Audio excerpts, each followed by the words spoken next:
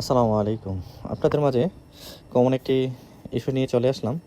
এটাতে সমস্যা এরর 9, ফোনটি এরর 9 থাকার কারণে ফোনটি সম্পূর্ণ রান হচ্ছে না। এটা হয় স্টোরেজ আইসি থেকে সমস্যা, যেটা আমরা ভিডিওতে দেখাচ্ছি স্টোরেজ আইসি এটা তুলে নিচ্ছি। এটা ফ্লাশের ক্ষেত্রে যে সময় আমরা 3 টুলসের মাধ্যমে ফ্লাশ করি বা আইটনস দিয়ে ফ্লাশ করি, ওই সময় ওই এরর যে মেসেজটা ওই মেসেজটা আসে কি।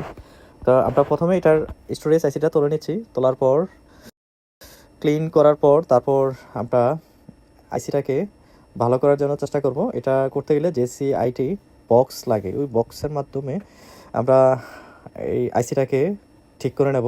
প্রথমেই আমরা এটা ডাটাগুলো ব্যাকআপ করে নিলাম। তারপর আইসিটা ব্যাকআপ করার পর তারপর এটার যে হেলথ রিপোর্ট, ওই হেলথ রিপোর্ট অনুযায়ী আইসিটাকে পার্টিশন করা লাগবে। আমরা প্রথমে আইসিটাকে ফরম্যাট করে নিচ্ছি। ফরম্যাটের উপরে ডিপেন্ড করবে আইসিটা ভালো হয় কি না। তো আমরা এখানে JCIT দিয়ে প্রথমে ব্যাকআপ তারপর ফরম্যাট করে নিচ্ছি।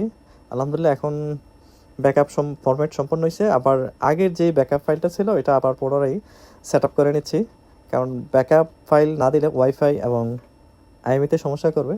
তো আমরা আবার পুনরায় আইসিটাকে সেট আপ করে নিচ্ছি।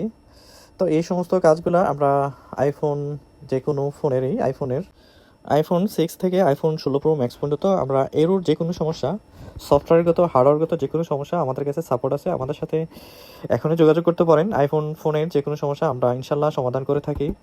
তো এটাতে যে সমস্যা ছিল এটা এরর 9, আমরা এটাকে আইসিটাকে নির্দিষ্ট হিডের মাধ্যমে টেম্পারেচারের মাধ্যমে আইসিটাকে সেট আপ করে নিলাম এবং 3 টুলসের মাধ্যমে আগে যে এরর 9 ছিল এখন এরর 9 নাই। এখন আলহামদুলিল্লাহ সেটটি ফ্লাশ নিল এবং ফ্লাশিং কমপ্লিট এবং ফোনটি আবার পুনরায় সেটটি চালু হয়ে গেল। যারা আইফোন ইউজার এই সমস্যা নিয়ে ভুগতেছেন এখনই আমাদের সাথে যোগাযোগ করতে পারেন। কুমিল্লা মুরাদনগর মিম টেলিকম।